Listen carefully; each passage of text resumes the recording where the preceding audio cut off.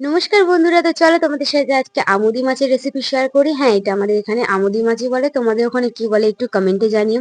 তো এই মাছগুলো তো প্রথমে আমি ধুয়ে কেটে নিয়েছিলাম, তার উপরে নুন আর সামান্য একটু হলুদ মাখিয়েছি। এটা সামুদ্রিক মাছ, নুন কম লাগে, তাই জন্য আমরা অল্প নুনই এবার ব্যবহার করবো আজকের রান্নায়। তো একটা একটা করে মাছ তো খুব সুন্দর করে ভেজে নিয়েছি, পুরো এক থালা মাছ ভাজা হয়ে গিয়েছে এখানে। তারপরে তো আমরা তেল গরম করে তাতে একটু টমেটো কুচি দিয়েছি, আর টমেটো কুচির ওপর অল্প একটু সামান্য নুনও দেবো। এই ব্যাস নুন দিলাম, আমরা কিন্তু আর বাদ বাকি নুন দেবো না, এটাতেই পুরো রান্নাটা হয়ে যাবে। তো টমেটো ভালোভাবে গলে গেলে এখানে আমি পেঁয়াজ আদা রসুন একটা পেস্ট বানিয়ে নিয়েছিলাম। সর্ষে পোস্ত ইউজ করিনি, এখানে পেঁয়াজ আদা রসুন দিয়েছি।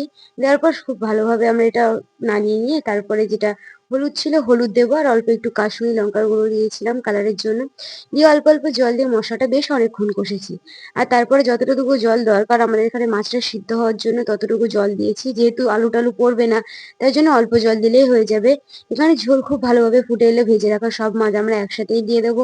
আর ঝোল আরো ভালোভাবে যখন মাছের সঙ্গে মিশে যাবে তখন আমরা ওপর দিয়ে একদম ধনেপাতা ছড়িয়ে দেবো। ব্যাস, নামিয়ে নিলে আজকে সুন্দর একটা রেসিপি তৈরি। জানিও আজকে ভিডিওটা কেমন লাগলো।